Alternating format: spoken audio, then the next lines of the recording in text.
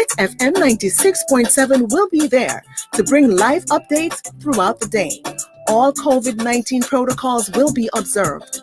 That's the Spicy Hill Community Clinic coming to Duncan's at the Stephen James Infant School on Saturday, February 27th from 8 a.m. to 4 p.m. with live coverage from Fit FM 96.7. Your life, your music.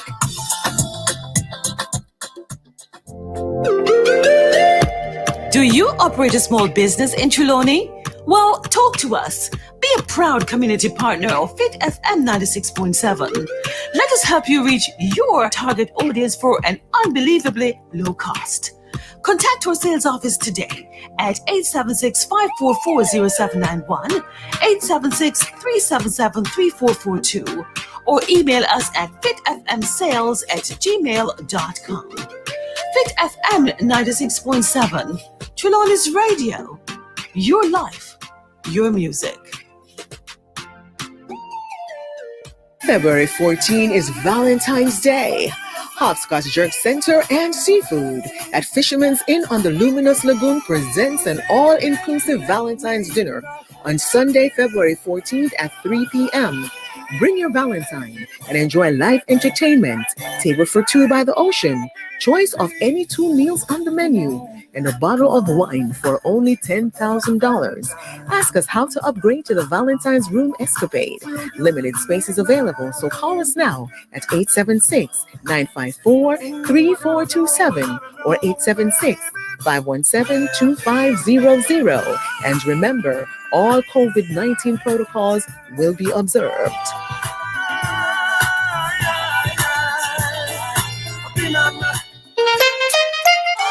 Smarts Auto Company Limited is Trelawney's leading auto parts store for all your Honda, Toyota, Mitsubishi, Nissan, and Subaru parts. You want it, we have it. Come check us out for all your windscreen insulation, tires, and all those hard-to-get parts. 2021 is your year to get your dream car. Smarts Auto introduces its Car Mart located at Lower Cornwall Street, Falmouth, Trelawney. Call us at 805-4966 or 376-5385. Smart people, smart choice, Smarts Auto.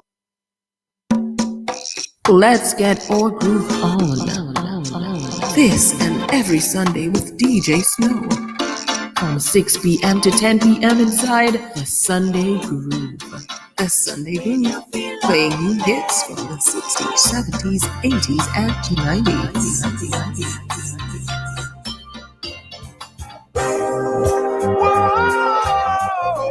Cultural Mix, an exciting radio show, identifying and showcasing cultural diversity across the world through music, interviews, and lively discussions. Join Bev Moonchild on Fit FM 96.7, Fridays 6 to 8 p.m. Cultural Mix, everything cultural. Tune in. Fit FM 96.7, your life, your music.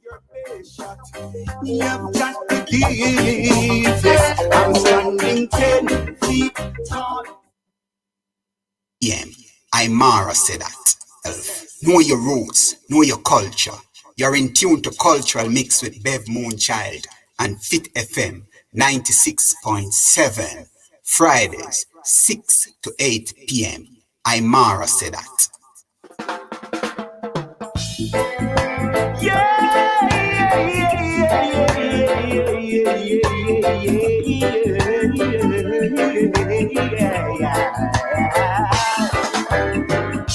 Last night I had a dream upon the four corners of the world, shone the light of love, erasing our hatred, greed, and pain, revealing to man what life's really worth. Yeah,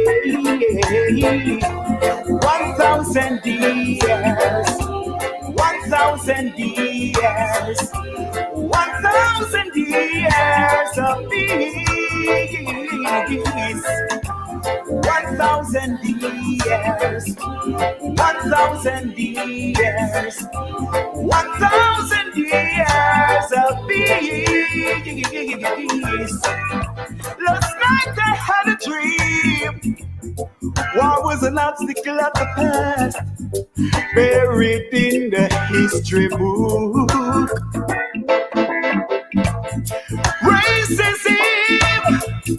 Racism was no more, extinguished by a ray of hope. Yeah. 1,000 years, 1,000 years, 1,000 years of peace. 1,000 years, 1,000 years, 1,000 years of peace.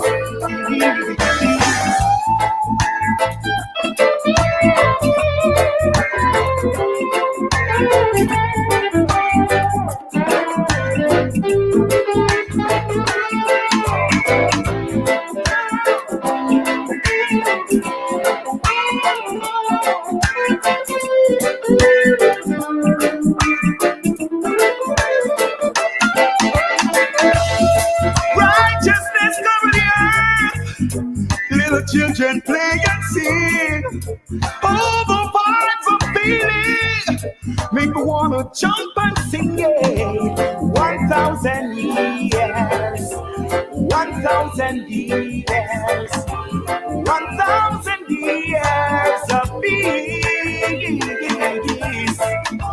1,000 years, 1,000 years, Cultural mix. Every Friday afternoon, 6 to 8 p.m. Bev Moonchild and Fit FM 96.7. And we tune in every Friday. Lucky Aisha Roxette. yeah. Oh, 1,000 years, oh, 1,000 years, 1,000 years of peace. 1,000 Years. 1,000 years. I'm not gonna stop until I'm getting better. Oh, thank you. I'm getting better at the singing. Friends all over the world, wherever you are, we welcome you to the studios of Fit FM 96.7. And we welcome you to your Friday evening program, Cultural Mix. I am your host, Bev Moonchild, and we are gonna be here with you for the next 2 hours, and we want for you to stay with us, please, wherever you are, all over the world. It's February 12, 2021, and we thank you so much for being here with us every week. We thank you. We're grateful to be here.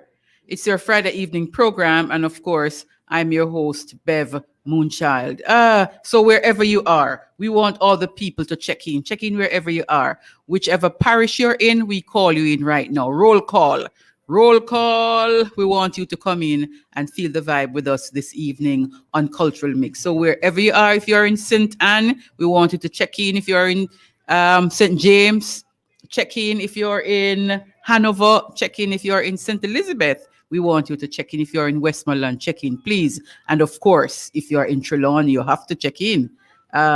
We want all the people in Stuart Castle to check in. Daniel Town, Refuge, Carey Park. We thank you so much for always being with us. Clarkstown, Falmouth, anywhere you are, we thank you so much for being here. And because we go Facebook Live, we want to thank the people who are with us every week and share the live with your friends and share and continue to share. It is Fit FM 96.7. It is Cultural Mix. We welcome you this Friday evening, February 12. So lots of things are happening. And you know, we go live 24 hours, fitfmja.com. We want to welcome those people who are always on fitfmja.com. We thank you so much.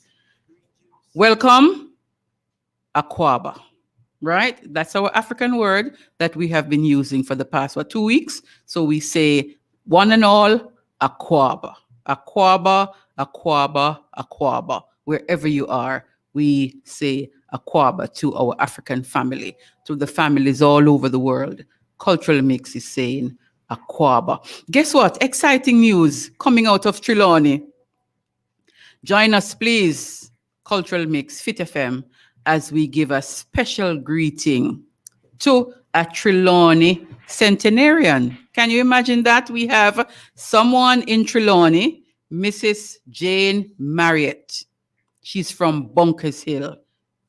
Guess what? She's also a member of the Bunkers Hill Apostolic Church. She was born on February 12, 1912. So today, she celebrates her 109th birth date. Lots of love to our centenarian, Mrs. Jane Marriott from Bunkers Hill. We want all the people in Bunkers Hill, if you know Sister Jane, go and say big up to her this evening. We send you all our love to this matriarch in your community. Honor and love, Sister Jane. 109 years today, born February 12, 1912.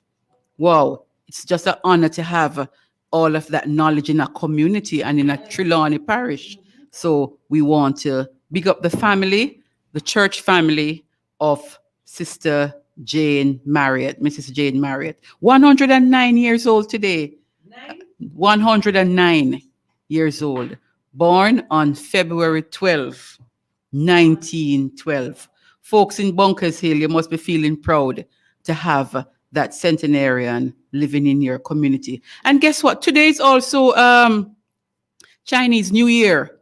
It's cultural mix. So what do you think?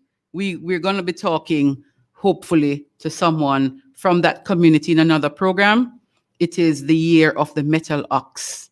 And it is said that this hasn't happened in 60 years. So we want to hear some more of that because the program is cultural mix, cultural diversity, cultural heritage, and traditional lifestyle. We're on social media, Fit FM 96.7. Call or text us 876-482-4944. And you can check me out on Bev Moonchild, Culture and Lifestyle Facebook page. Like and follow the page. Also on Instagram, Bev Moonchild, Cultural Mix. We do interviews. We highlight and we observe cultural practices and traditions, cultural diversity. We play music. Lots of persons join us in the evenings to hear the different kinds of music that we're going to be playing. So this evening is no other. And you see beside me, a young man. Some of you may know him. He is Anu. Welcome, Anu.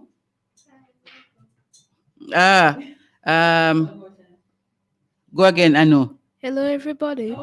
Yes, man. Anu is here with us. We're going to be talking to him later on. So tell everyone to come on and be with us for the next hour and lots of minutes, right? It is your Friday evening program, Cultural Mix, and we are streaming live at www.fitfmja.com, right? So check us out on YouTube, Instagram. You can also email fitfm96.7@gmail.com, right? So last week we had an interesting interview, entertaining and inspiring with Fred Locks, the one and only Black Star liner. And we want to thank you so much, Fred. The feedback really has been wonderful. And we are told that we must have a part 2.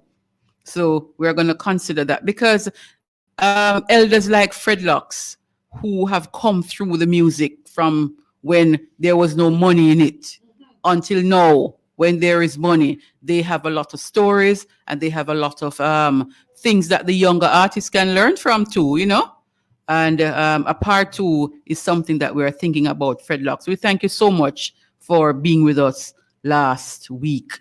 We say earlier it is February 12th. On Sunday, you have some people who celebrate Valentine's. I start a Valentine's now, as some people would say, right? So whatever you do in February, we are here and we are saying stay with us until 8 o'clock, right? Where we're going to be having a wonderful evening this evening. Another cultural mix here at Fit FM 96.7 Trelawney's Radio. We thank you so much, folks, for being with us. The music we play on Cultural Mix, it might be music that you have heard before and in a long time you haven't heard it. It might be new music because we look forward to playing some new music, new, conscious, nice music that everybody can listen to. And this evening, it's no other. We're going to be playing something here from Imhotep, right? And guess what? His song is TGIF. Thank God it's Friday, right? Because lots of people live for Friday, you know. And at this time, we want to hear Imhotep. So wherever you are, Imhotep, whether it's in Jamaica or wherever, we big you up for this one. This is a nice little dance song from Imhotep. Check him out. TGIF. It's another mix. Clap, clap, clap. Imhotep. Another hit for the afternoon. What a pick for the next to do. Just gotta get a booze. Green juice, high till stew. She loved to see me sweat, I'd love to hear my if she's all alone. And she's feeling out. Wanna see me now? Thank God it's Friday. Gotta make a move there. Skanking rock steady, are you ready? No blues and this cruise. So excited and I'm feeling groovy. Chasing on the soul train, let it train to the city of love. Up, up, up, up, up, up. Put your hands up. Up, up, up, up, up. Put your hands up. Up, up, up, up, up, up. Put your hands up. Put your hands up. Put your hands up. And everyone now. Yeah, yeah, yeah, yeah, yeah, yeah. Yeah, yeah, yeah, yeah, yeah, yeah. Yeah, yeah, yeah, yeah, yeah, yeah. Yeah, yeah, yeah, yeah. 3, 2, 1. All my ladies put them babies in and them bumpers out. She can like it jumping and the shake it all about. Do what you want, girls night out. Everyone make a chain right now. Choo, choo, choo, cha, cha, cha. Footloose with a bit of salsa. Boom, boom, boom. Bam, bam, bam. DJ, you better sound the alarm. She's so mellow, I'm a jolly good fella. I'm rocking and she going to smack it down the other. Ladies, follow. It's another mix. Play that tune there again. We love clap, clap. Imhotep. Another hit for the afternoon. What a pick for the next to do. Just gotta get a booze. Green juice, high till stew. She loved to see me sweat, I'd love to hear my if she's all alone. And she's feeling out. Wanna see me now? Thank God it's Friday. Gotta make a move there. Skanking rock steady, are you ready? No blues and this cruise. So excited and I'm feeling groovy. Chasing on the soul train, let it train to the city of love. Up, up, up, up, up, up. Put your hands up. Up, up, up, up, up. Put your hands up. Up, up, up, up, up, up. Put your hands up. Put your hands up. Put your hands up. And everyone now. Yeah, yeah, yeah, yeah, yeah, yeah. Yeah, yeah, yeah, yeah, yeah, yeah. Yeah, yeah, yeah, yeah, yeah, yeah. Yeah, yeah, yeah, yeah. 3, 2, 1. All my ladies put them babies in and them bumpers out. She can like it jumping and the shake it all about. Do what you want, girls night out. Everyone make a chain right now. Choo, choo, choo, cha, cha, cha. Footloose with a bit of salsa. Boom, boom, boom, bam, bam, bam. DJ, you better sound the alarm. She's so mellow, I'm a jolly good fella. I'm rocking and she going just a smack it out the other. Ladies follow, I'm a jolly good fella. Ew, thank God it's Friday. You gotta make a move there. Skanking rock steady, are you ready? No blues and biscuits. Thank you for that one, Imhotep. Thank God it's Friday. TGIF. Music there from Imhotep. Check out his music, you know. Nice little Friday evening bouncing tune. So welcome back to Cultural Mix. I am your host, Bev Moonchild, and we are in the studios of Fit FM 96.7. We have on the phone Mr. Bernard Janke. How are you, sir? Good evening. Good evening. Thanks for having me. Yes, welcome to Fit FM 96.7, Trelawney's Radio, and welcome Yes, to the program Cultural Mix. Thank you, first of all, Mr. Janke, for agreeing to talk with us here on Cultural Mix, this Friday evening program on Fit FM. Yes, So it's we my thank you. pleasure. Yes, yes, yes. So before we begin, Sir Janky, this is Cultural Mix, and we always say to the persons who we talk to, where really in Jamaica were you grown up? Well, first of all, thank you for giving me the knighthood. And, Sir Janky, yes. so, but popularly to be Sir Bernard. Yeah, okay. But anyway, Yeah. um, I'm a born Kingstonian. I was born Under the clock. at home in East Kingston in Norman Gardens. Okay, okay. You know, everybody So who I'm born and grown Kingstonian. yes, man. I'm happy you said you were born at home because everybody said they're born under the clock. When you ask them, where you born under the No, clock? only two of us in the family born at home. Me Okay, and my older brother. okay, okay. Yeah. Yes. Home birth. Home birth. Yes. Yes. How was it growing up in East Kingston at that time? Oh, it was absolutely the best community that I've ever lived in. Mm-hmm. It was a community in every sense of the word. Mm-hmm.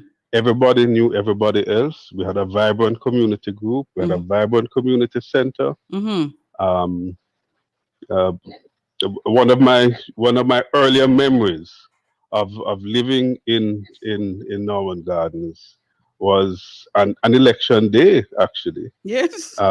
seeing we lived like in the middle of our avenue, Mm-hmm. and the men in the community all went out early to vote, and they went from gate to gate, knocking on each gate. Mm-hmm. And I remember when the group reached to my gate, knocking on the gate, and my dad went out and joined the group, and they all went and voted. Okay.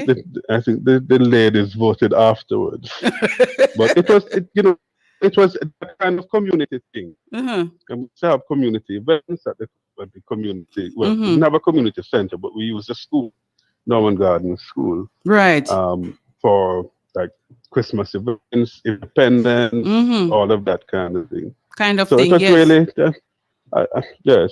A And my community. mother, for example, Mm-hmm.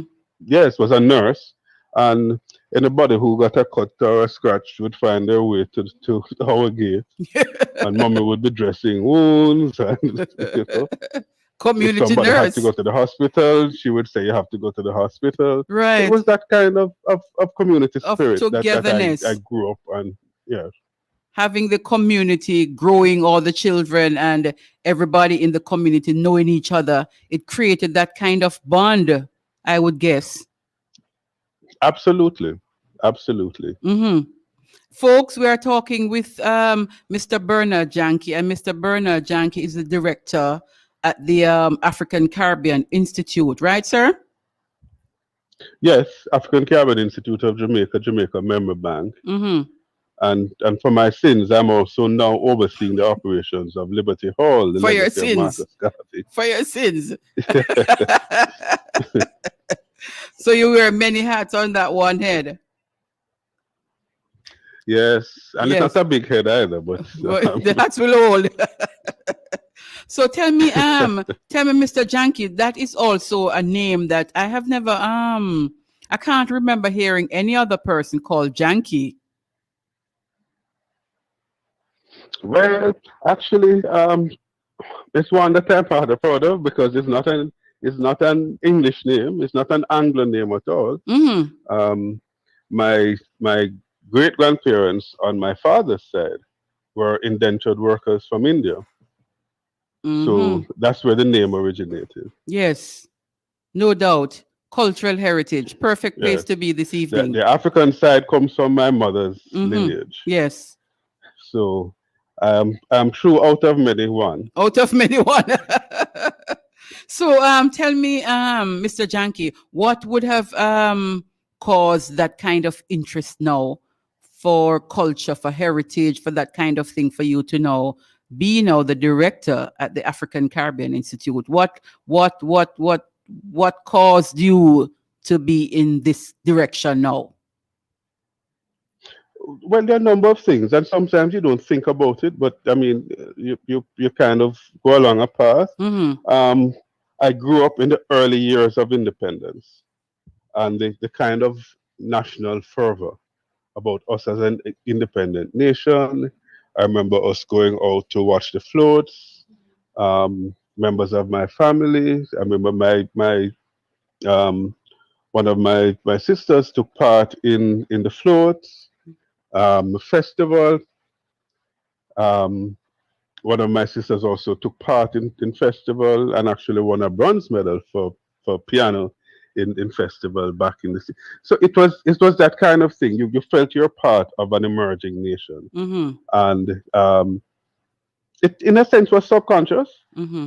but I had an interest in history that followed me through school, into high school, into university. Okay. So, although my major was mass communication Mm-hmm. at that time, I had a strong um, Interest. interest in history. So I did history courses. Mm-hmm. I read a lot of history of of Jamaica and the Caribbean, of the Mm-hmm. so-called New World. Right. So eventually, it led me into I had this hunger and desire to really understand what I was a part of in terms of my own history Mm-hmm. and the culture that Mm-hmm. informed that history. Mm-hmm. And it led me from communication into cultural heritage research. Mm-hmm. Mm-hmm. So I started my professional life in communication Mm-hmm. at the GIS. Went from there into the office of the Prime Minister, which was then responsible for culture in what was then the nascent Jamaica Memory Bank project, Okay. which still exists. Mm-hmm.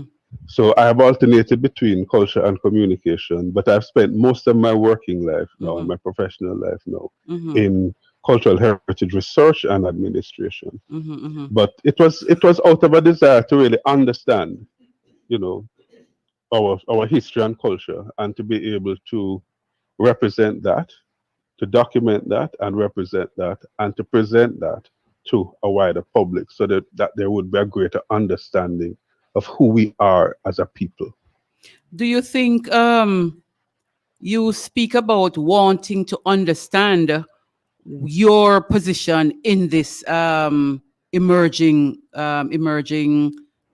society, and we look now and we see how a number of our young people in the society really don't understand the kind of heritage that they have. Still, we have courses. I'm not sure if we have Jamaican history being taught now. I know there was a Caribbean history and so on, but how important it is Yeah. for us to continue that kind of education, the type of education that you now speak of. How important is it Yes. for us to still have It- that it- kind it- of thing? yes. It's not only important, it is critical. It is critical for us to progress and to continue to progress as a nation.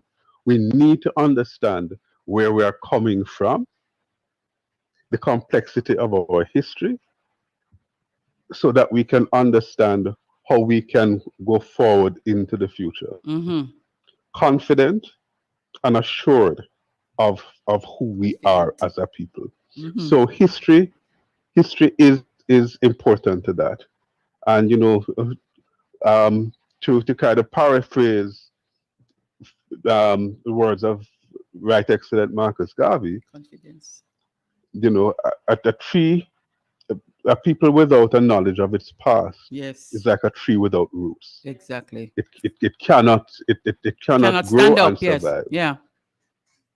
It is true, Mr. Janke, and it is bringing me now to the point of trying to find out from you where the African Caribbean Institute, what really are the what's the mission of the African Caribbean Institute? What is it that you set out to do, and not only generally, but for this month of February? Okay, well, it's pretty much along the lines of what I've been saying. I mean, we have a mission to research, document, and present for um, public knowledge Mm-hmm. the import of African retention in the Jamaican cultural ethos, as it were, um, and also the contribution of other ethnic groups to that culture, because our full appreciation of our history and culture cannot be understood without the relationship between the various cultures that form part of who we are as a nation. But really recognizing the importance, because we are a nation with a population of well over 90% of people of African descent. Yeah.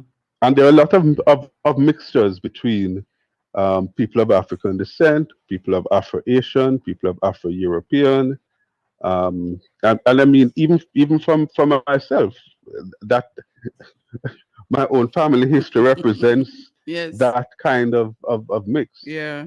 So that is so in a sense I'm at home in terms of the mission of the African Caribbean Institute of Jamaica Member Bank. Okay. Another important component of our work is the Jamaica Member Bank, which is the National Oral History Project, which really seeks to document the social history of Jamaica through the eyes of and memories of people who have lived that history. And to give an example of that, one of the most important interviews for me, anyway, that I did in the early days of the member bank was interviewing this elderly lady in Westmoreland who, and this was in the early 1980s, who knew her grandparents who had been emancipated. So she had an experience of persons who were actually enslaved and had been emancipated, and that for me was it was a mind blowing experience. Yes. Because having studied history, it was something else to see, not something out of a book, but Someone who something lived it. out of somebody's actually lived experience. Yes. And it really, and from that day till now, has had a profound impact on me, and a recognition of the importance of the work that we do at the African Caribbean Institute and the Jamaica Member Bank. You talk about that lady. We just earlier sent out birth date greetings to 109 centenarian here in Trelawney. Born on February 12, 1912. Well, you must send me her details, and we will endeavor. Yes. I mean, despite the restrictions of the pandemic, to get her on recorded. Yes, Mrs. Jane Marriott from Bunkers Hill in Trelawney, celebrating her 109th. Bunkers Hill, okay, the birthplace of. Okay, yes, that's the birthplace of. Cheryl. Honorable Rex Nettleford. Nettleford, yes. It was Nettleford. Cheryl was born in another part of Trelawney. Martha Bray. I think it's Martha Bray. So it is recorded. Okay. But I understand that it was a different part of Trelawney, near to Martha Bray. But okay. Not in Martha Bray proper. Right. But yes, another son of Trelawney. So definitely we are going to be Rex Nettleford was Bunkers Hill. Forwarding this information to you about this centenarian 109 today, February 12th. Wow. Right. Wow. So for the month of February, Mr. Janke, what are some of the activities, events, albeit, maybe virtual and so on, that the African Caribbean Institute will be doing? Okay, well, all our events for the month of February are going to be online. Because of the restrictions imposed by the pandemic. Right. So our focus this year, for this month, is on oral literature, storytelling as an aspect of our intangible cultural heritage. Mm-hmm. And for each week during the month of February, we are hosting an online event, lectures and interviews. We started last week with a presentation by Dr. Amina Blackwood Meeks Right. on storytelling. Mm-hmm. Yesterday, we did a presentation on storytelling in Jamaica Mm-hmm. by our senior research fellow, Keisha Weiss. Next Thursday, we have as our guest lecturer Professor Emeritus, Professor Bewaji from University of the West Indies, who will be looking at Yoruba traditions in orature, oral history and storytelling from the perspective of our roots in Africa. Mm-hmm. And in the final week, we will be having a conversation with Dr. Jean Small, formerly of the University of the West Indies, who is herself a storyteller. Yes. So we're focusing on that for the month. Okay. On the Liberty Hall side, Mm-hmm. we have an annual program called Sankofa, Mm-hmm. which really examines issues that relate to the African presence and African heritage in Jamaican society and culture. Mm-hmm. And this year, and that takes place on the 25th. It will be online as well. We'll look at the Morant Bay Rebellion, and our main speaker will be Professor my very good friend. I mean, his name escapes me. Mm-hmm. We have worked together for so long. Clinton Hutton, Right. I was just who about to. who Yes. has done extensive research On the Morant Bay War. Yes. And a presentation from our museums division Mm-hmm. by Miss Alexis McDavid, related to an exhibition that was done in commemoration of the Morant Bay uprising of 1865. So that will take place on the 25th. 25th of February. The day before Right. Yes. The day before and that will be online as the day before Jean Small's presentation. Okay. So that will round out the month. Yes. So Lots both of Liberty things. Hall Yes. and And the African Caribbean Institute having a lot of activities Right. there for the month of February. Where is the African month of Caribbean February. Institute located for the persons who may want to ask? Well, we are located in the Kingston Mall, Mm-hmm. which is on the Kingston waterfront at the bottom of Orange Street. Unfortunately, we are physically closed to the public at the moment due to the COVID. Right. Yes. But we are, we still provide information Mm-hmm. and can be contacted via our email info@acij.ioj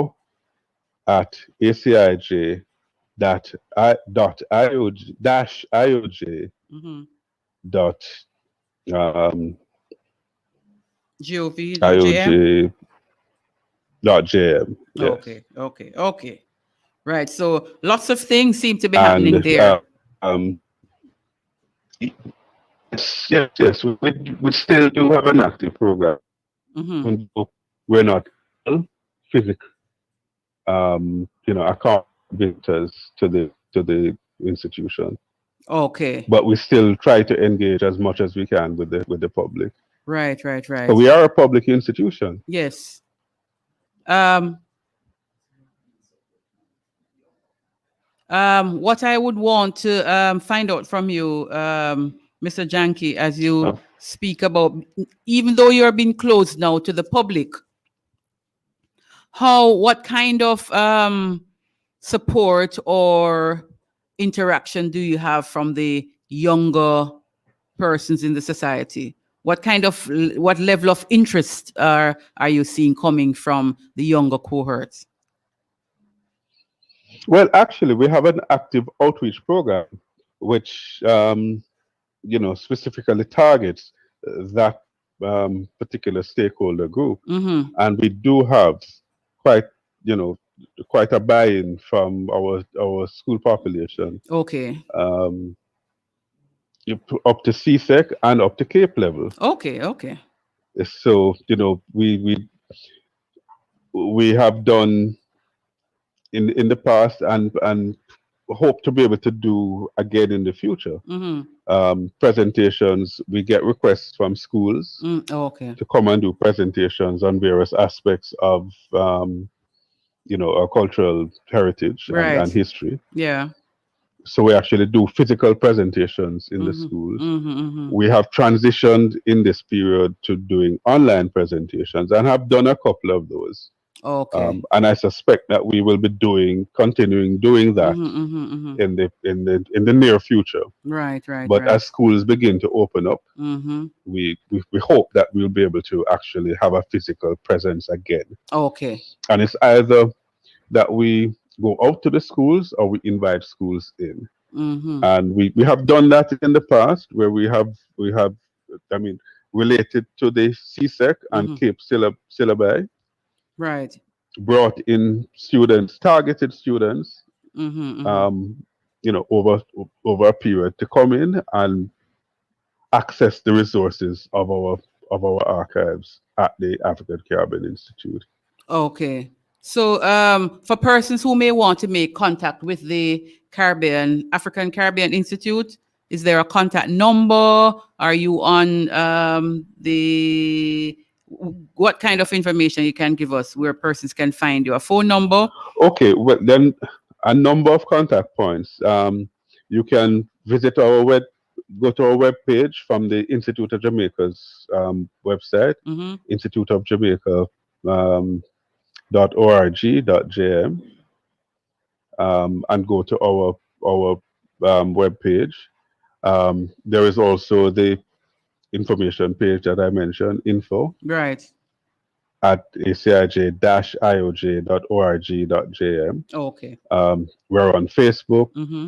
We have a Twitter account.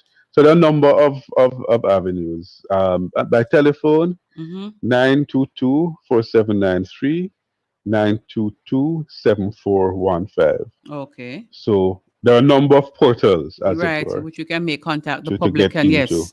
Yes. Okay. Yes. And we are happy to accommodate. Okay. That sounds Very great. happy to accommodate. That sounds great.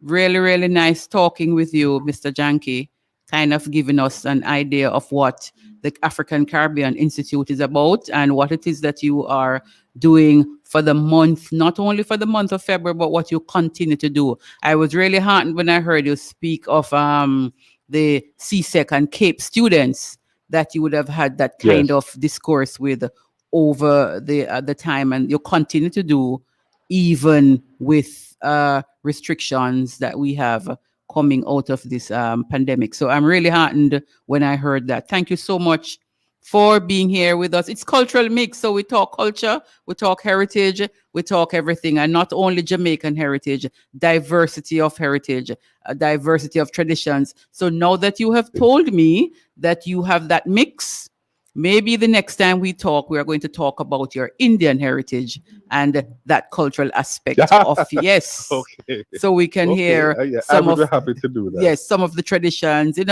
because Cultural Mix is about cultural diversity. We understand that we are not just who we say we are, but we are where we're coming from, our heritage, our lineage, all of that shape us to be who we are. So we thank you so much, and I'm looking forward to talking to you in the near future about that aspect of your lineage and your heritage. Looking forward to it myself, and happy to be with you. Yes, sir. Thank you And so much. Thank you so much. Yes, for Mr. having me. Janke. Yes. All the very best. And we see you again when we talk about your Indian heritage and your Indian culture. Thank you so much, sir. Mr. Bernard You're most Janke there, welcome. yes, Thanks for director having me. of the African Caribbean Institute. All the very best, Mr. Janke. Enjoy your weekend. Thanks, you too. Yes, all the best.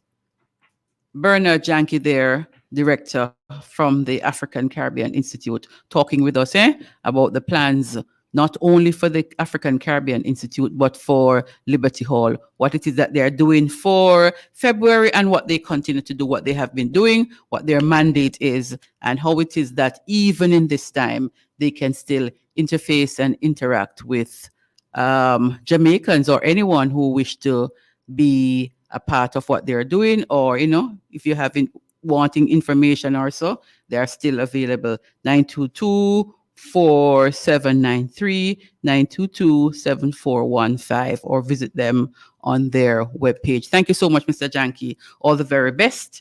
We now hear some music from Aymara. Don't fight yourself, because that's what we've been doing.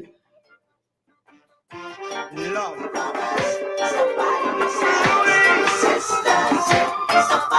Togetherness we need.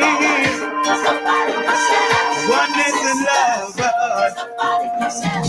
How terrible it is to be your own enemy. Where can you find peace? Having a war, only in yourself. How terrible it is to be your own. All things within you. Can you find peace? Having a war eternally. Destroying yourselves is not the way it should be. It's only in love you will find security of yourself. You shouldn't be afraid. You cannot take a stand if yourself you cannot face. So rise and claim your place. How terrible it is to be your own enemy. Feel yourself, my brother. Can you find peace? Feel yourself, my sister. How terrible it is to be your own enemy. Can you find peace? In a war eternally. We are instruments of God. Yes, we're here to do His job. Check to see the path you're on. In our minds we must be strong. If there is no tranquility within our own selves, then how can we find peace and love with someone else? How terrible it is. Can you see me? Do you feel what I'm saying? Can you find peace? Having a war to find a peace and love. How terrible it is to be your own enemy. Can you find peace? Having a war eternally.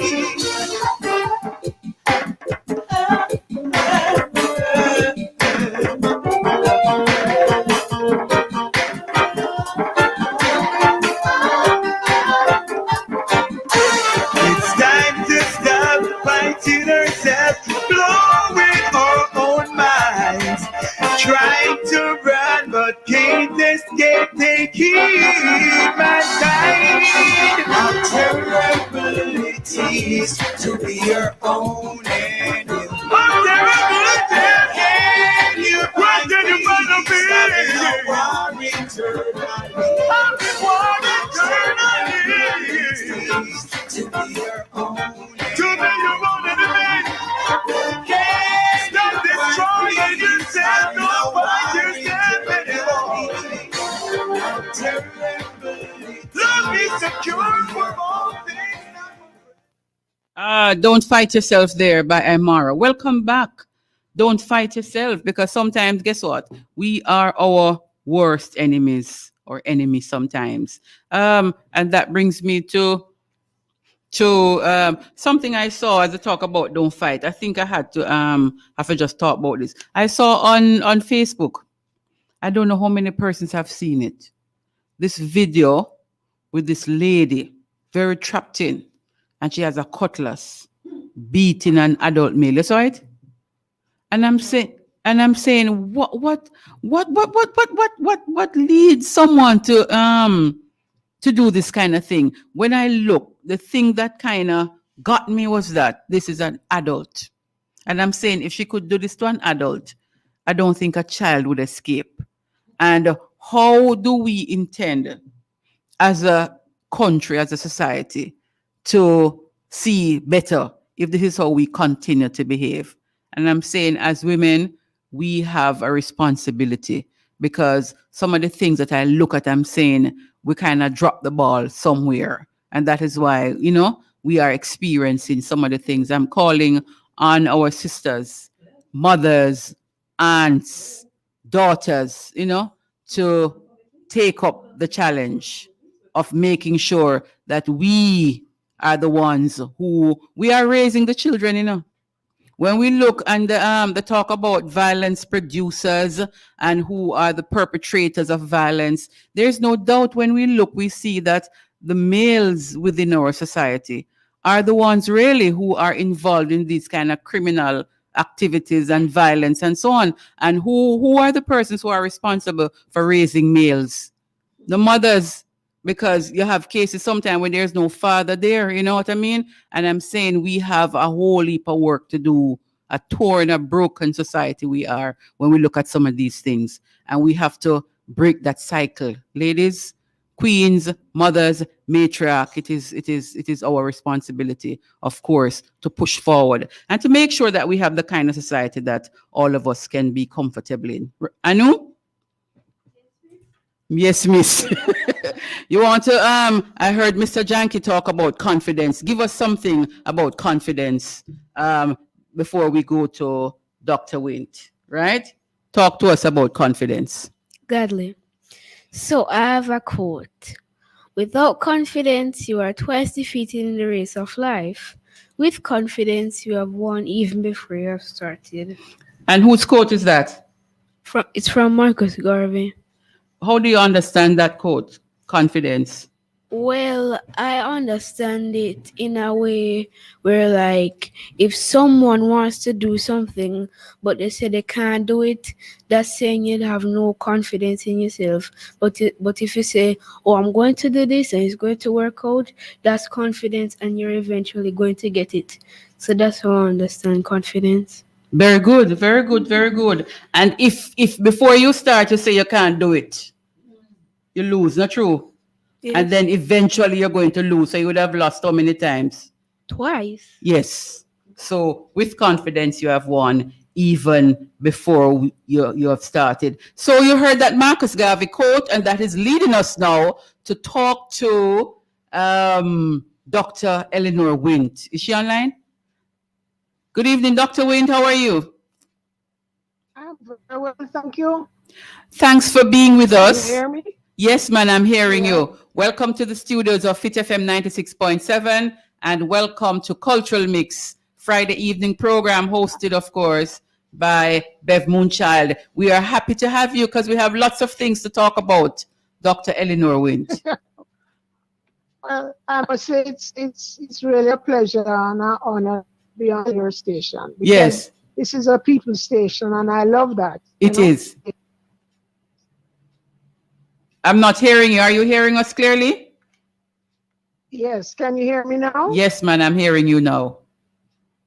Right. Yes, so it's a pleasure. It's a real pleasure to be on your station because it's a people's station and that's very important to me. Yes. Fit FM 96.7 is a people station. Trelawney's Radio. We are for the communities. We are for the parishes. As a matter of fact, we're going worldwide now. Everybody across the world listening us, joining us on fitfmja.com or Facebook Live. So we are happy to have you being a part of the family. Dr. Wint, where in Jamaica? Where in Jamaica are you from, first of all? Oh, well, that's a long story because my father was over Jamaica. Your father was? My father traveled all over Jamaica. Okay. You know, But basically, I think I could say that I spent most of my time between Kingston and St. Andrew, as it was called that time, not Kingston or St. Andrew. Okay. Kingston and St. Andrew and St. Anne. And St. Anne. Yes, St. Anne. Okay, the parish of Marcus That's Garvey. my place. It's interesting, isn't it? Yes. I never thought about it. Yes. Thought about it. Yes. So growing up in Jamaica at the time, even though your father was traveling all around, that should have been an interesting thing growing up and just traveling Jamaica. Well, you see, St. Anne was where my father was from. Okay. My father's family. So consequently, even if in Kingston, we as children, we had to spend the whole summer with our grandmother. Mm-hmm. And you know what it is like. Your grandmother, even on holiday, it's pure work. And you're kind of breaking up a little. We lost her there. Talking there, of course, with Dr. Eleanor Wint, and she was making reference that growing up in St. Anne, growing up in Jamaica, and going to spend holiday with grandmother. We know how that is when you go spend holiday with grandmother. It would be really nice if we could make connect with her. But we are going to be talking to her when she comes back. She's back with us? Are you back with us, Dr. Wint? Are you hearing me now? Yes, man, I'm hearing you now. We had a little break there just now. Disruption. Yes, yes. Right, so you were saying to us that growing up and spending holidays with grandmother. Yes, I looking back at it, when we used to leave to go to country, I used to get sick every single time. From the first moment that my father said he's putting petrol in the car, mm-hmm. I would get sick same time. Why? The smell of the petrol, because I say, no, it's a long drive, from Kingston to St. Anne at that time. No highway, yes. A short drive. Mm-hmm. And beside that, I knew that it was going to be very strict, not like holiday where you can just do anything and get around your mother. Mm-hmm. But once, looking back at it, I think it was very important in my makeup and my bringing up and my sense of self. Right, okay. Yes, and responsibility.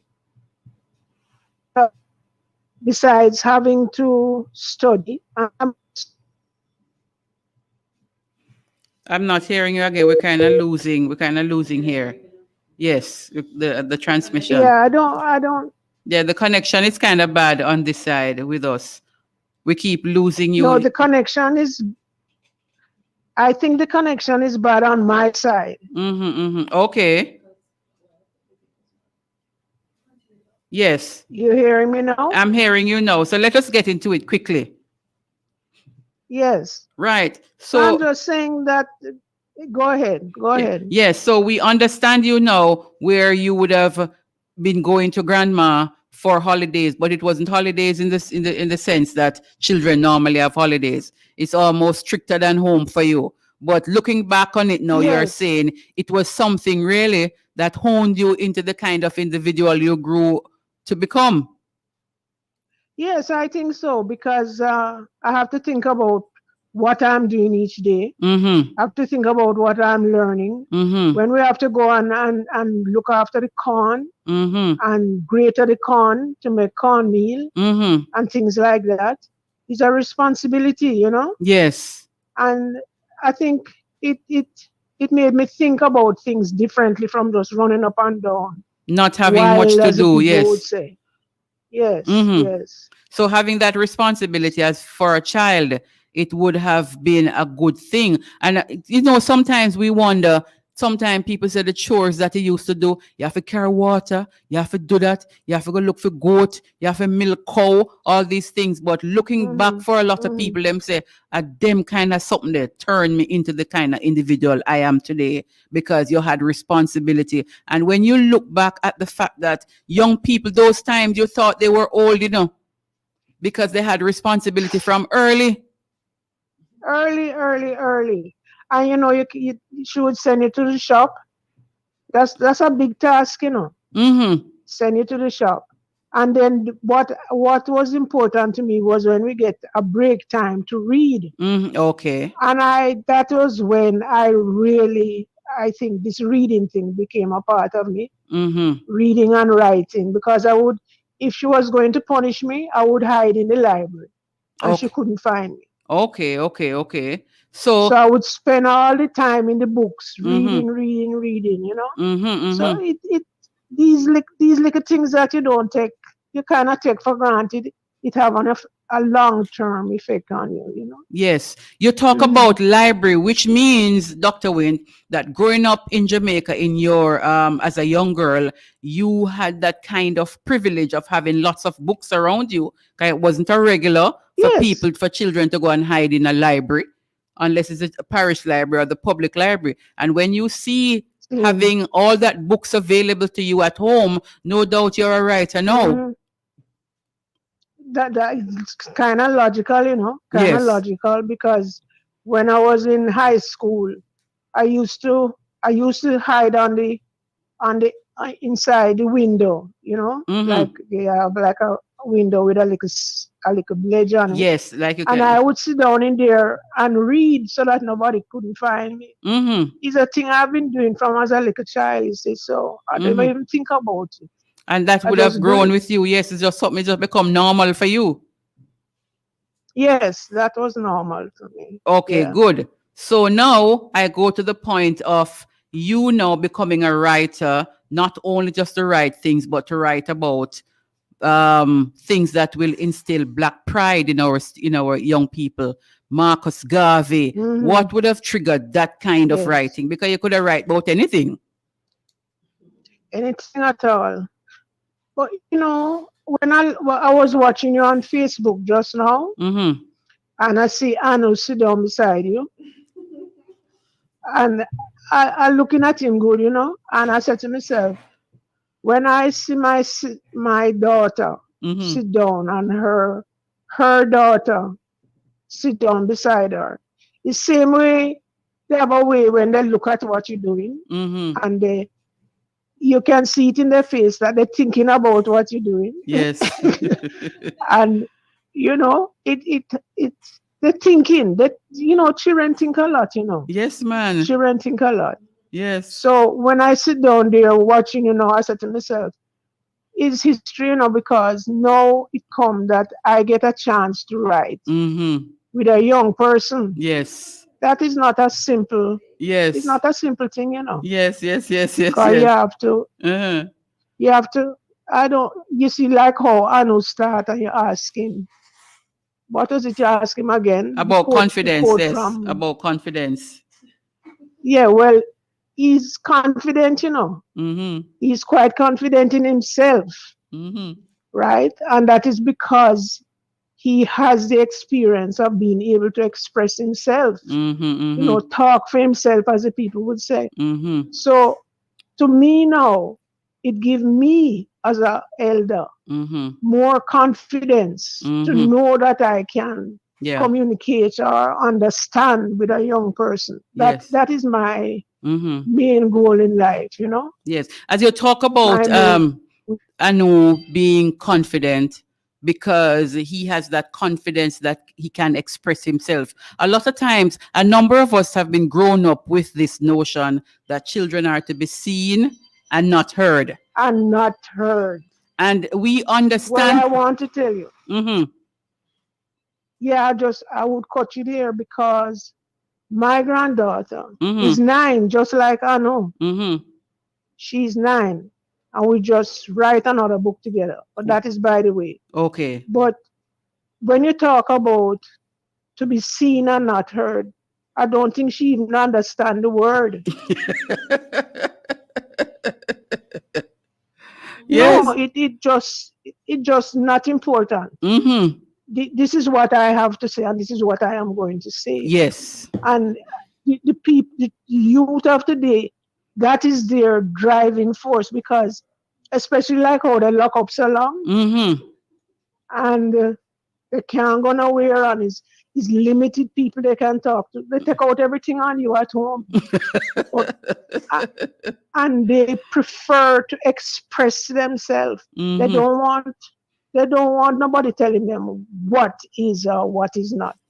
And it's a challenge, you know. Yes, it's a yes, direct yes. challenge. See, I know looking at me now, because when talk to me, I know, talk to the people out there who are listening to you, how important it is for children to be heard. For example, in the home, and you have something to say. How important is that? Talk up loudly in the mic. It's very important because some parents and some adults just look down on children and think they're just brainless young people who know nothing. So children are starting to believe adults and starting to say, I know nothing. All the adults know everything, but that's not true. Like the little video I made on Children's Day last year. Children need to start speaking up and start using their imagination, and so does adults. So children are just like adults. They have brains, they have intelligence, but they just need to start using it up. Well, you see, I know. I would say to you at this point, you're just like an adult. Mm-hmm. But you think you know as much as the adult? She's asking if you think you know as much as the adults know. Well, I know a few things. What did he say? He says he knows. Speak up in the mic so she can hear you. I know a few things. Yes.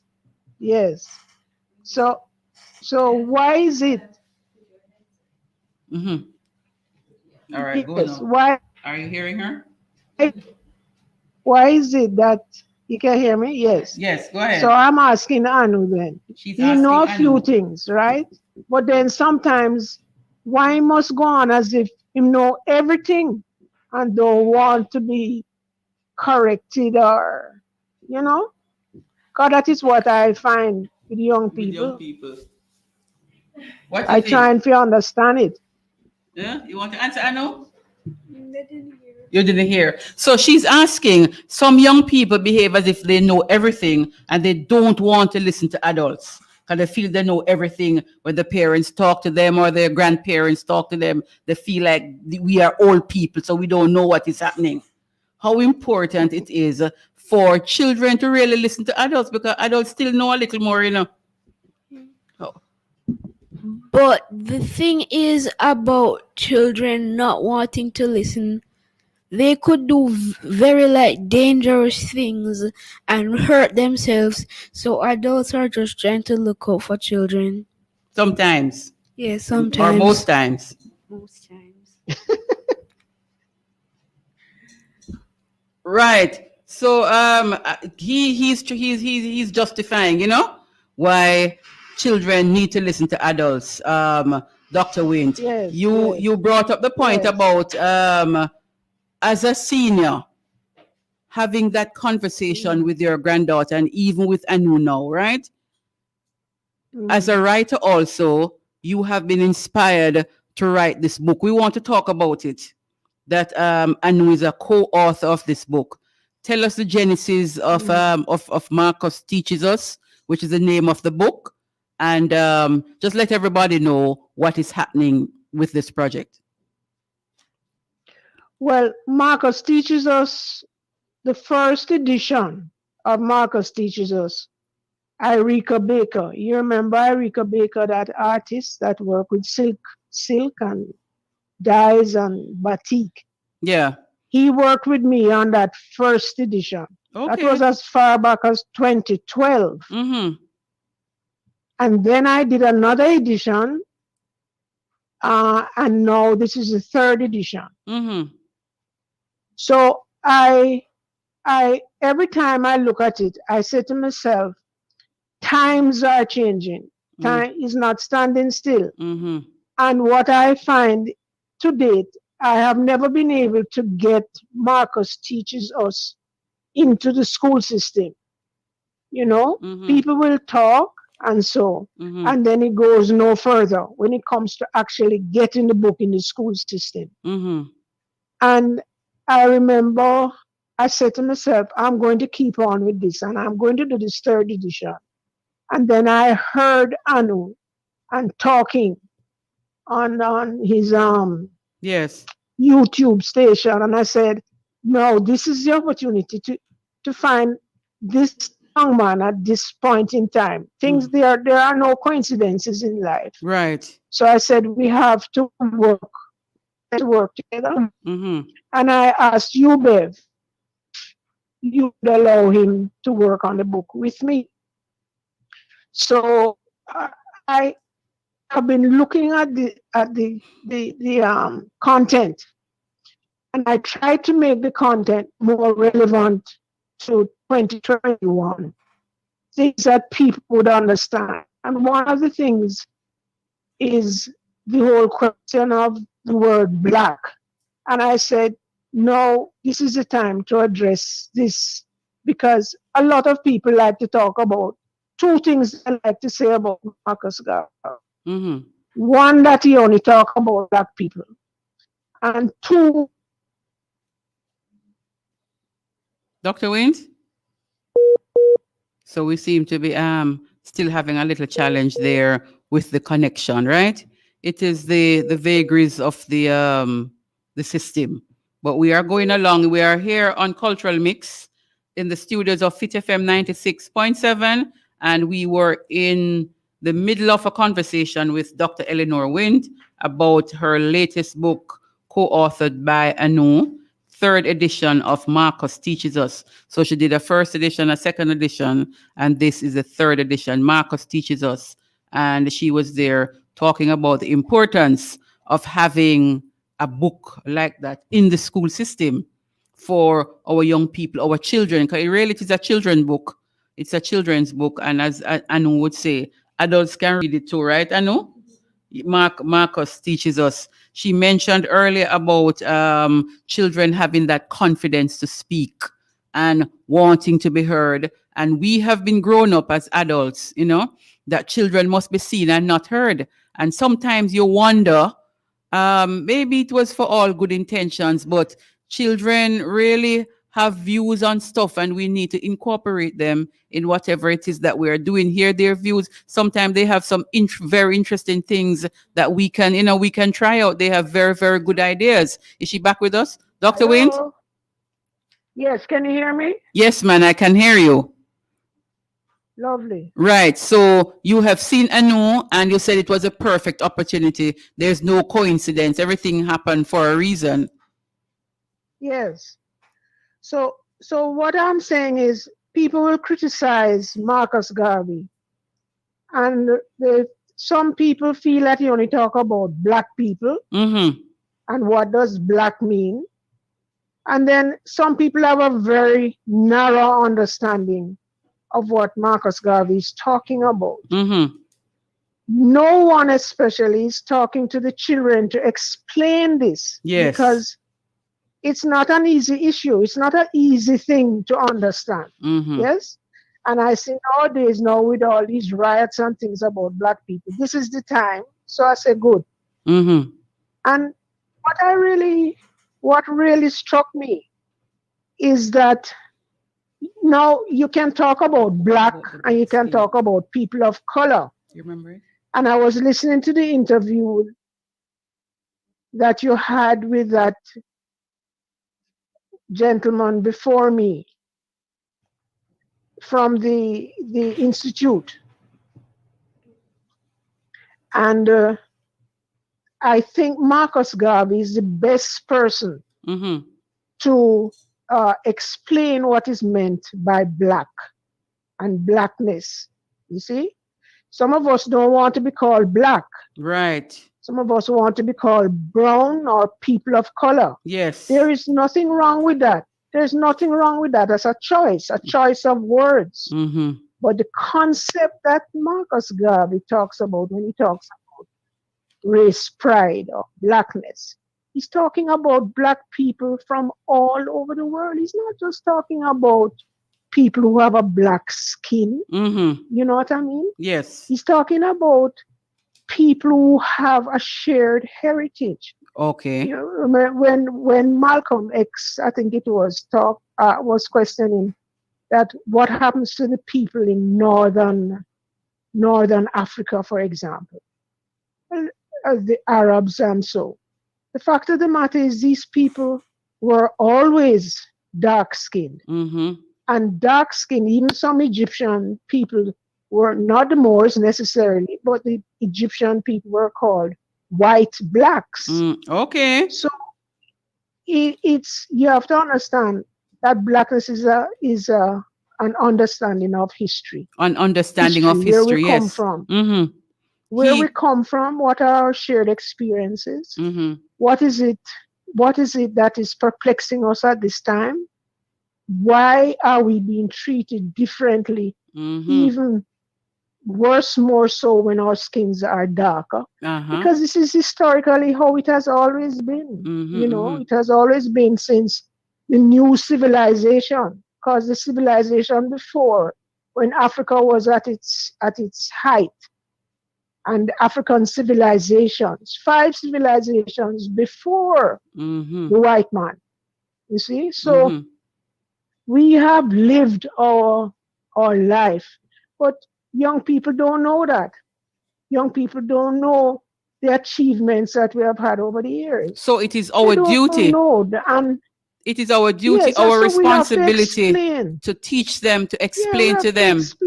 And as you talk about black skin, I'm going to ask Anu, because there's a quote that Marcus Garvey has about the black skin. Remind us what that quote is, Anu.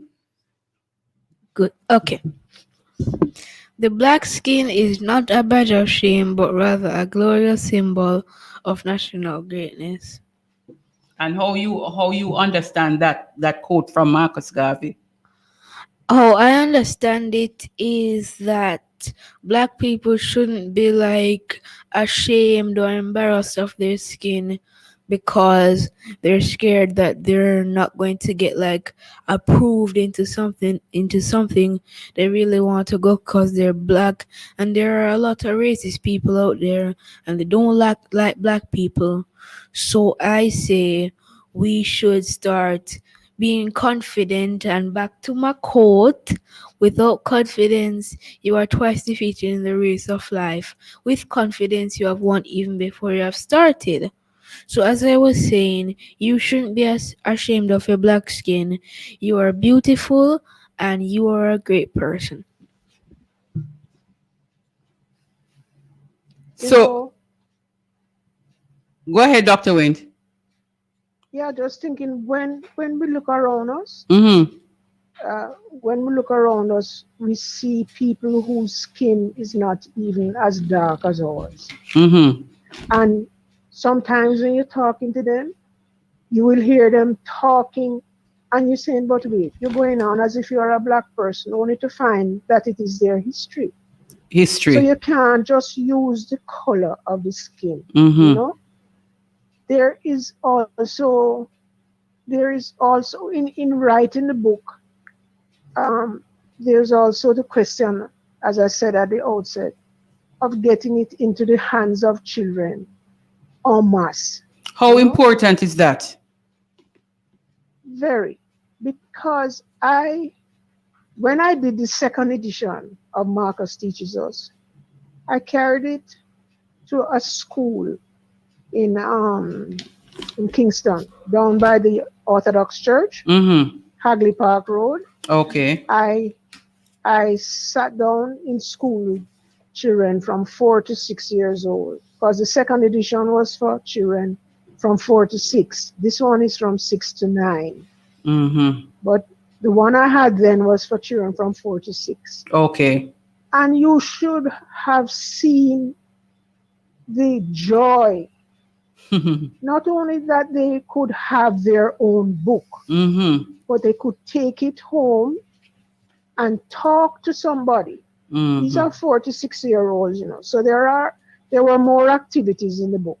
So they would be able to carry the book home and do things with their family and whoever it is. Yeah. And the teacher said to me at that time that this book was really a challenge to them because there was plenty of things in there that they never know. The very teachers were saying that. Teachers themselves. So I know that this book have to get into the hands of children. When you learn about what Marcus said as a child of 9 years old, it's not leaving you. It can't leave you. Right? You're going to remember it. Maybe the first time you remember it, it's just something to remember. But as life unfolds, you find yourself going back to it. Because and maybe if there's a follow-up at the next level, you take the class and you say, whoa, that's what that means. Yeah. And breaking it down to the level where children can understand, because sometimes we feel that children can understand, but when we bring it to their level, you write it in the kind of language that children will easily understand, because the challenge that we face is that the models that are out there for us, for our children to look at, are not always the model that will instill that or have that positive impact on them. So the importance of this, for you to look in a book and to see a child looking like how you look. Yes. To hear them talk how you talk. So it is broken down in the language of a child. So it is easily understood by children who read it. And the way the book is written, you see, you can discuss the concepts that you see on that page. You see? You say you must love one another. That can lead to a whole discussion about what you mean by love one another. Yes. So the way the book is written is not just telling you something or learn this. It's bringing to you to think about what Marcus Garvey really said. So they will objectively look at things. It will stimulate that kind of it will stimulate their thought process, and of course there are things that they can do. So it's not just to read, but it is for you to do some of the things that the book is making reference to. It's a lovely book to work with, like with a curriculum. It's perfect. The way it is set up, you can use it and come up with a whole teacher's guide very, very easily. So we need to get this book into the schools, Dr. Wint. The libraries need to have this, COVID or not. Schools and the libraries. Yes. You see, all my work over the years has been with community and families. Okay. Families and community. That's all I have ever done. Families and community. And when I work, no matter which part of the world, it comes down to the same thing. The child's self-confidence and self-esteem, and the person who they are growing with, their self-confidence and their self-esteem. Everything comes right back to that, no matter which way we go, which way we turn. So I emphasize in all the excuse me, any book I write, sorry, is about self-confidence. It is important. Get a little water, Dr. Wint. Drink a little water. We play some music and come back. We want to hear something here. Fred Locks, something from Fred Locks. We interviewed him last week. So take a little sip last week. Take a little sip and we hear something here from Fred Locks. Okay, I'll do that.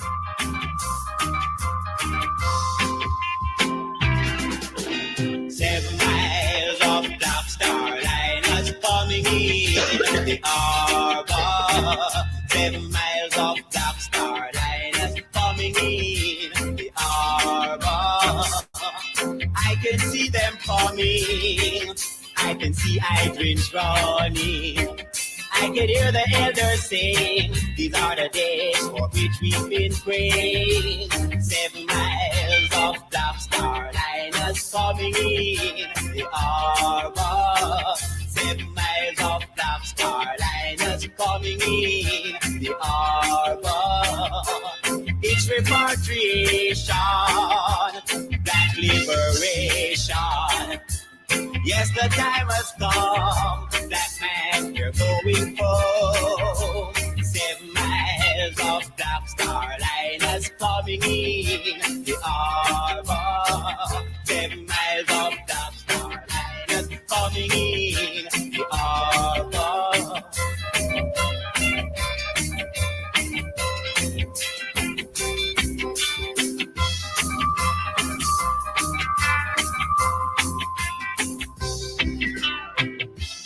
I can see them coming.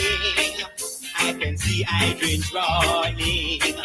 I can hear the elders sing. These are the days for which we've been praying. 7 miles of Black Star liners coming in the harbor. 7 miles of Black Star liners coming in the harbor. Marcus Garvey told us freedom is a must. He told us that the Black Star liners are coming one day for us. 7 miles of Black Star liners coming in the harbor. 7 miles of Black Star liners coming in the harbor. 7 miles of Black Star liners. 7 miles of Black Star liners. 7 miles of Black Star liners. Coming. Starliner coming in. That's Fred Lux there. Look at that. We're talking about Marcus Garvey, and he's singing about 7 miles of Black Starliner coming in. And you know, Marcus Garvey had the Black Star line, the shipping line, right? Yes. So welcome back, Dr. Wayne. You get a little water already, clear up your throat?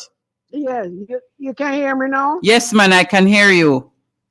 You are living outside of Jamaica, right? At the moment? Yes, I am. Yes. How difficult or easy it is for you to get this kind of word out about having our children and people generally understanding the Black concept? Well, I'll tell you something. Everything is a matter of money, as far as I'm concerned. This world right now, it's a matter of money. If I had a lot of money, maybe I'd be more effective. But in terms of acceptance, I find people are hesitant, to really think through what it means to be Black, or what it means when we say Black. What is it? What am I talking about? If I was to talk with their children about Marcus Garvey's philosophy, I would have more questions, I think, than ready acceptance. It is easier to accept. We have to be real, we have to be very real about what is happening now, It's easier to think about Beyonce and whoever and clothes. Yeah. And this new one, The Weekend and things, Weekend. It's easier to think about people those like kind that. of things, yeah. Yes, and those kinds of things in life, because that is the everyday interface. That's what they come across. And where I'm living right now is a peculiar mix of Asian, European, and East Indians. Okay. So it's a task, but it's a task that can be overcome if if people who know about Marcus Garvey get involved in the whole activity, the whole discussion, you know. Right. So, as you talk about it being a task, and it's not, it is doable, but it's gonna take a lot, right? In this 2021, I want to ask you, how relevant, how important is the teaching of Marcus Garvey? Let me think about that. I would say it is extremely important. It's extremely important if you just take the blanket concept of self-esteem. That to me is critical in parenting. If you talk to any mother, any parent, any caregiver, they have to focus on developing a sense of self in the child. Or else the child will just be blowing with the wind, you know? Yeah. And more the problems that we see, the mental problems, the challenges that parents are faced with, because their children are open to very professional ways of changing their concept of self. They are, even you take the little thing of bullying. My daughter wrote a blog the other day about bullying, right? Yes. And she was just saying, the parents have to know how to express the love and care that they have for their children. Now, if they don't love and care themselves, they cannot love and care their children. Exactly. And when their children falling into positions that they don't like, they can't reassure them because they are unsure of themselves. Yes. So learning about Marcus Garvey teaches to me, most importantly, self-confidence and self-esteem. Yes. And he relates it to the experience of people of color all over the world. I mean, in his day, when you talk about 6 million followers, that's not a joke, you know. Because he never have no internet and Horsted and Cofat. And it's just the newspapers and things written on a piece of paper. You understand? And somebody have to carry it. So if 6 million people can be listening and say, boy, I feel better. Look at the black nurses. You can imagine how those women felt to realize that they are recognized and a person of substance. Now, is the same thing going on right now? It's the same thing. When a child go to school, it's a competition to see who is is not even the brightest anymore. The brightest ones are all put into one group so that they can all fight amongst themselves. And there, when you see children of color being recognized, then they talk about the culture that they're coming from. Wow. You know? Yes. The world, there's some basic understandings that the world has to face, and it will not face easily. Easily. It's a constant fight for people of color. And this is a thing that we have to realize.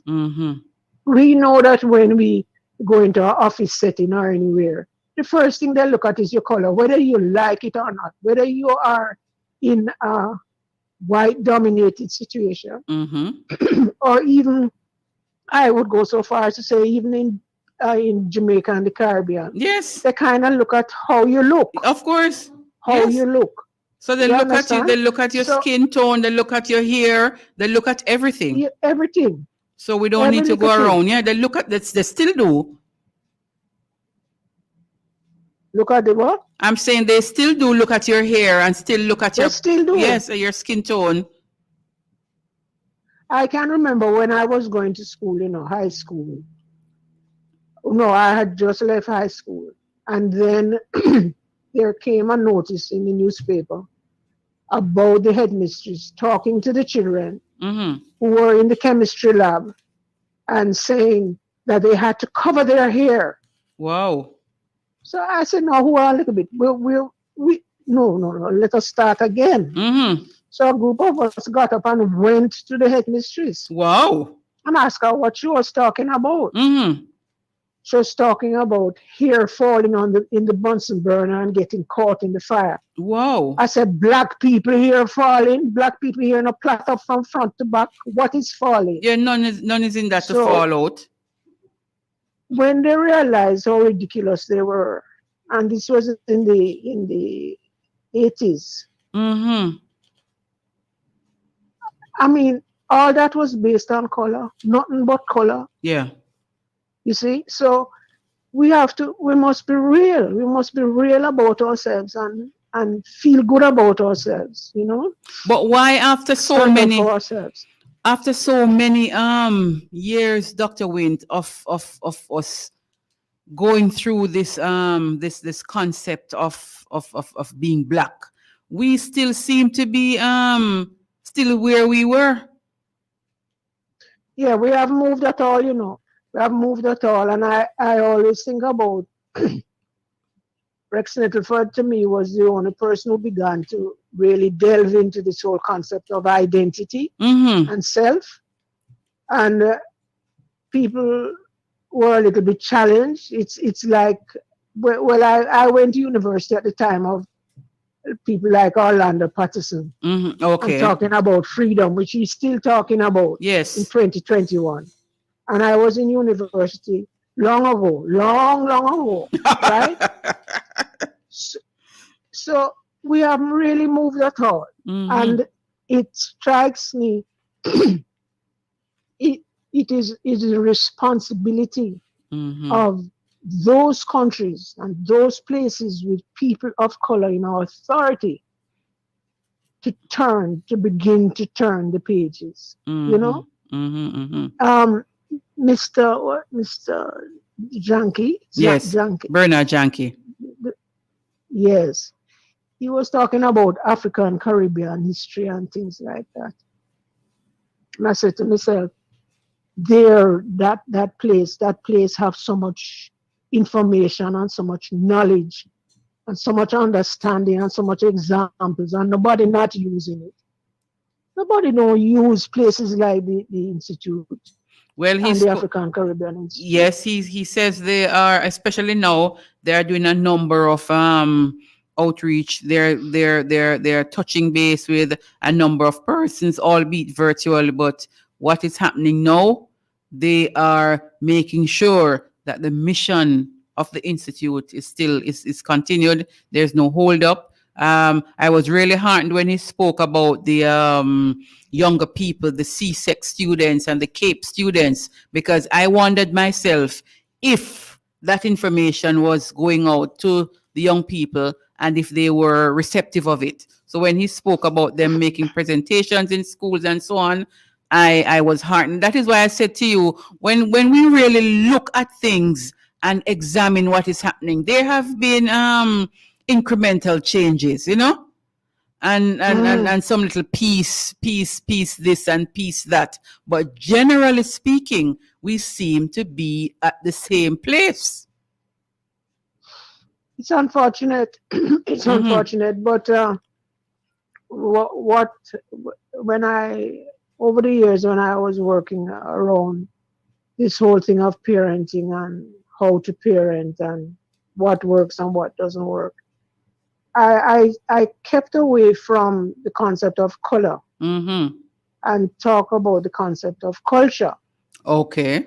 You see, so if you even look at your own culture, you will see what can be done. Okay. You see, yes. Bajans will tell you that they are different from Jamaicans. Why? Culture. The culture. The way they live, what is important. Yeah. and then they begin, and then they will say, "Oh, we are better, or we are worse, or we do so and so better, or whatever the case." But they're looking at the culture and the way that they live. As you talk about that, So- it brings me to the point that I have always been asking. There is this thing that in Jamaica they talk about the trade for the drug for guns or guns for drug trade between Jamaica and Haiti. And it is said that a lot of guns are coming into Jamaica from Haiti, right? And I asked the question, but when I look, because I was trying to find out if the Haitians have so much access to guns, how is it that we're not hearing them having the kind of murder rate that Jamaica has yearly? Interesting. And it brings me to the very point that you have made a while ago, that it's about culture and how they were grown and how they were socialized. So even with the plethora of guns that they have not thought to turn it against themselves. You see what I mean? Yeah, yes. Because of the culture and because of how they were socialized. So when you said you looked more at culture and not color, it brought me to that that view that I formed after examining Haiti and Jamaica. So in fact, it is culture. Yeah, I am outside of Jamaica now for quite a couple of years, and it makes me even more determined to find a way to bring this whole argument into the forefront, starting with children. Because when you start with children, you start with their parents or their caregivers. Yes, because once you get the children onto the concept, they will teach their parents. Yes. And they have to answer questions. Because when they start asking and the they questions, learn as part of that. How you hoping? We all know.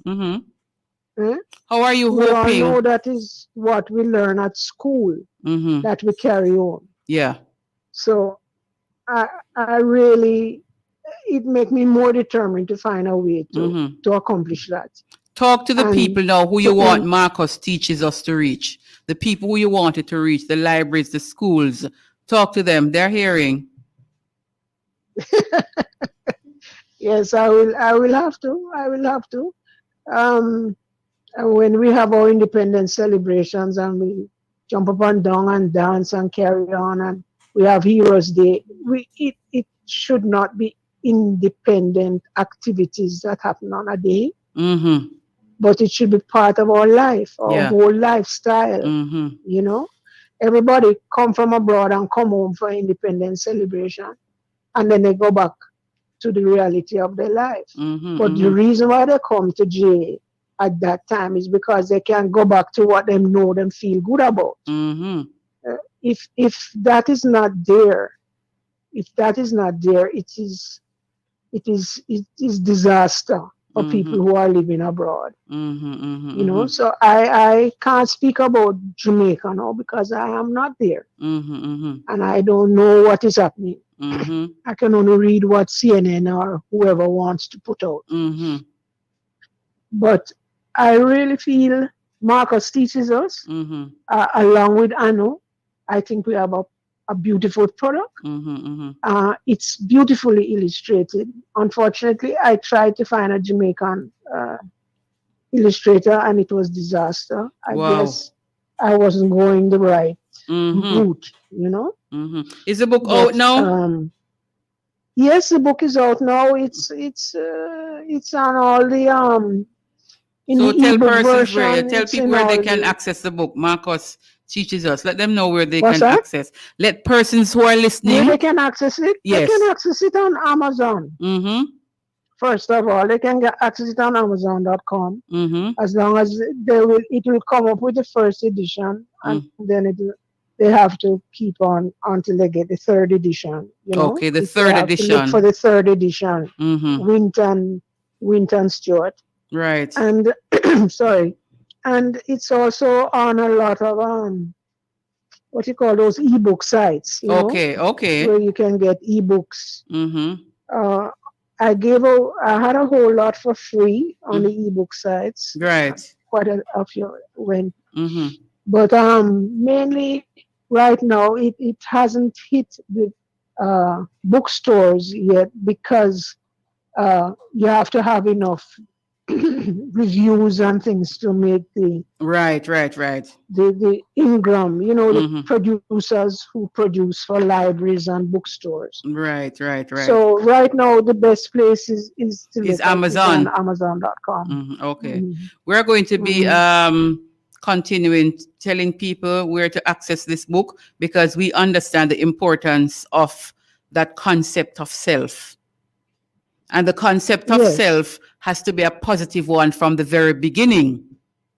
Because sometimes, more often than not, it is difficult to kind of do what you call it now, because the damage has been done early.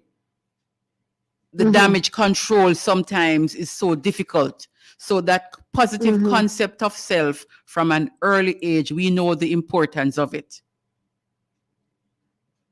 Yes, and so we are going to be talking about Marcus Teaches Us, the 3rd edition, and for persons to get their hands on this book, whether on Amazon or whichever the other sites. Because if we don't help our children to understand themselves from early in a positive way, we are going to continue down on a spiral, going down, and it's not going to end up well. We see what is happening now with the crime in Jamaica.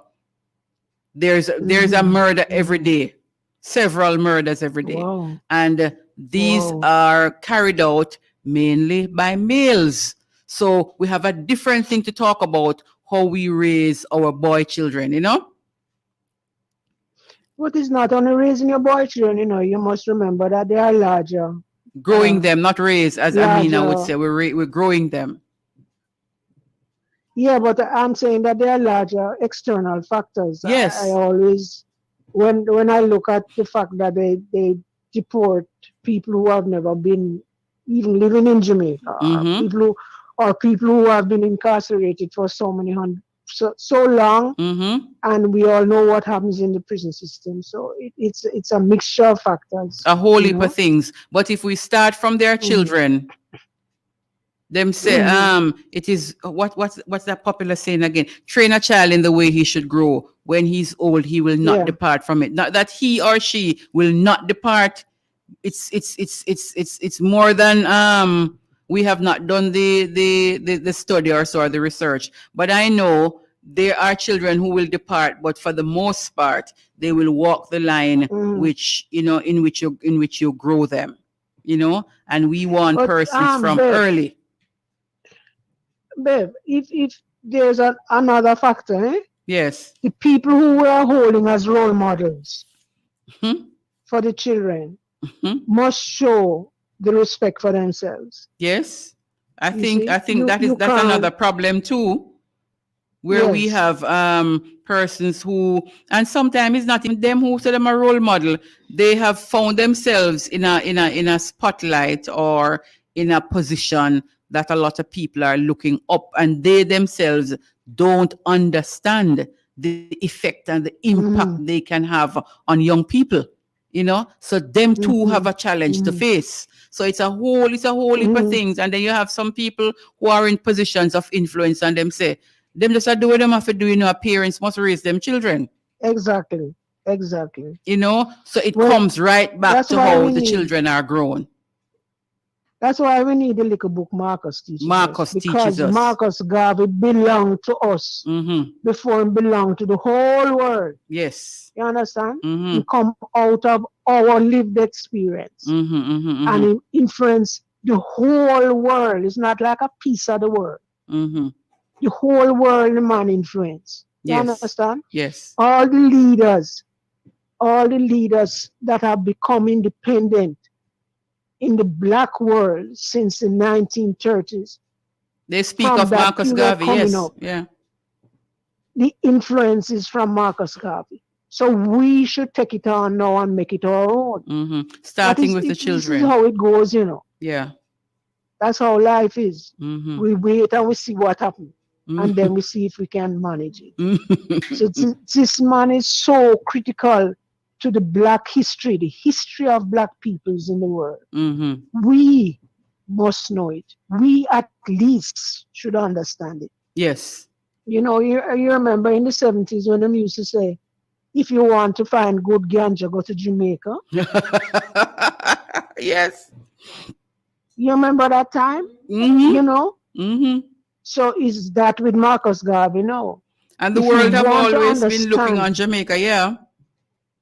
Yes, understand the points that the man is making. And I live to see other people who fight against him come around now and have to say, no, they were wrong or short-winded. You see? So we must take it on. Yes, as you talk about, coming to Jamaica, a lot of people, a lot of countries all over the world look to Jamaica, and sometimes you don't even know. I saw something with Bob Marley. It was one of those cities in Canada that declare February 6th Bob Marley Day. One of those Canadian citizens, and was it the mayor who came out and was talking about Bob Marley and the influence that he has on him as a white man. And they have declared that city. They have declared Bob Marley Day in that city since 2021. And I'm saying, look at us in Jamaica. All we do is talk about Bob Marley birthday, and there was talk about him becoming a national hero, and people fight it down, and all kind of thing happening. I'm saying the thing about King don't have honor in him country. Sometimes you look at it and you wonder if it's really so it go.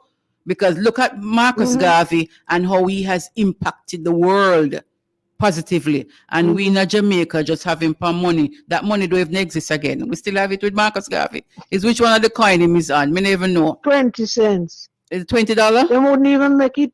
They even wouldn't even make it $50. Or one of them coin he's on. I think it's a $20 that he's 20 on. 20 cents. No man, a long time you left Jamaica. We don't have sense again in Jamaica now. That's the point I am making. He's on. I think he's on the 10. One of them brown money he's on.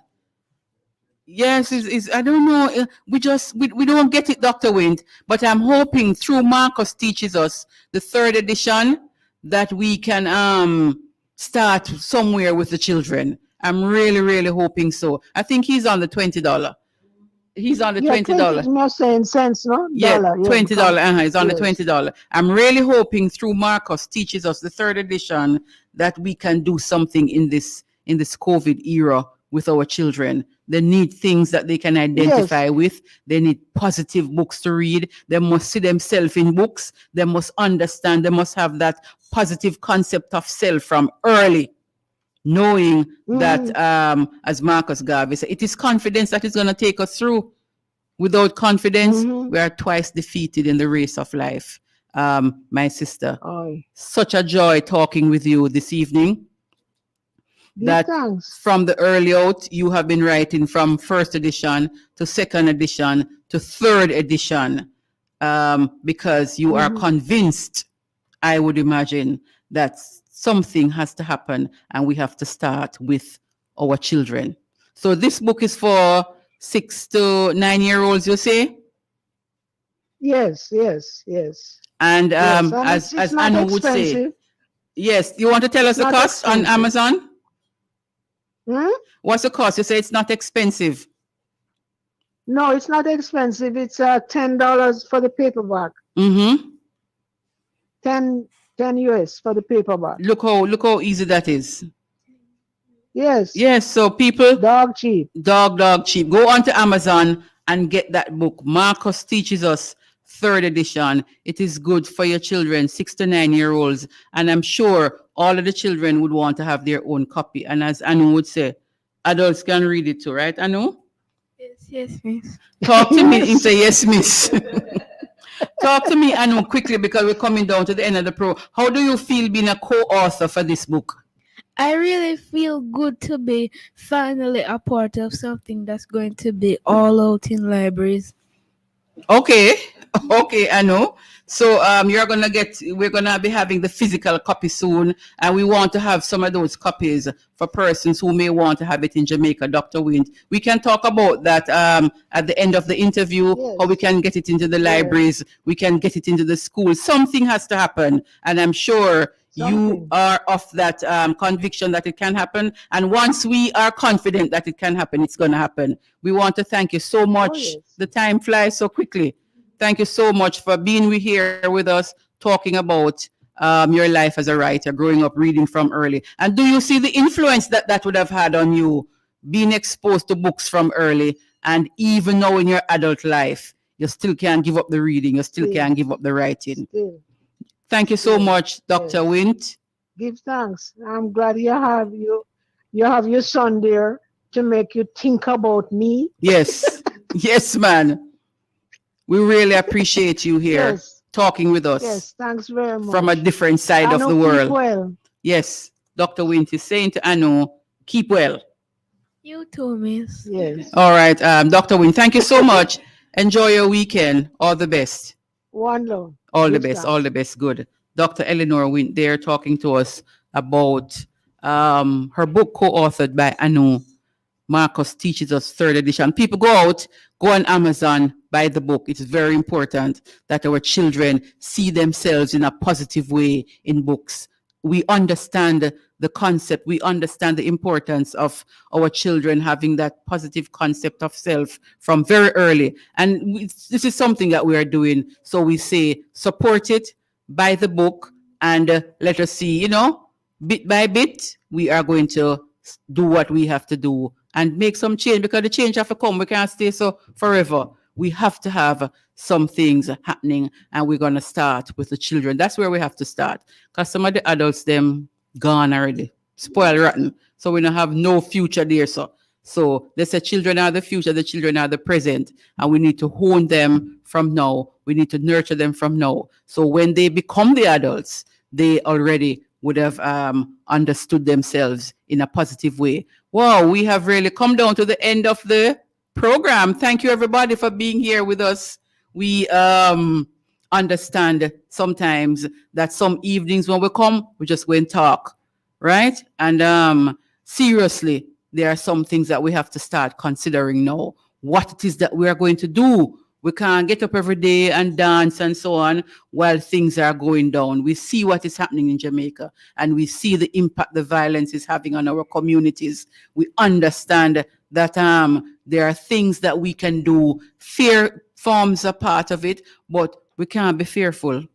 We have to call it what it is. And people, we have the opportunity, starting with our children, and we want for us to consider that seriously. See how it is that we are going to take them in hand and produce human beings who can, be of benefit to society wherever they go, and they can contribute positively. In a positive way, we want to have a positive impact on our children, and we can start. Start in your community, start in your home, start in your church, anywhere. We are saying, let us make a move for this 2021 and do something for our children. They will love us for it. They won't bite off our ears when they grow big and say, I want to make we grow so. And a fool fault. Thank you, people. Enjoy your weekend. I hear Raspadam in the background coming up. We're going to go out with Raspadam. Big up, yes. When we talk about the Charlestown Maroons having that community there, growing their children, having the heritage as part of how they grow, understanding that positive concept of self. So we're bigging up the people in Charlestown, the Charlestown Maroons. We big you up. Colonel Douglas, yes, we're still going to come to Charlestown. So thank you, folks. All the very best. Rodney Rose, bigging us up on fitfmja.com. Thanks, everybody. Jeline May, we saw you. We kind of had a little interruption with the internet, so we couldn't even see everything and everybody who was on. But thank you so much, as usual, for being with us and interacting with us. God bless you. Have an awesome weekend. Lovely Friday evening, rather. And we'll see you next week, all being well. Raspadam taking us out. All the very best. Merciful to me, oh Jah, for my soul just stayed in thee. In the shadows of thy wings will I refuge until these calamities passes over me. Be merciful to me, oh Jah, for my soul just stayed in thee. In the shadows of thy wings will I refuge until these calamities passes over me. I will cry unto you, oh Jah.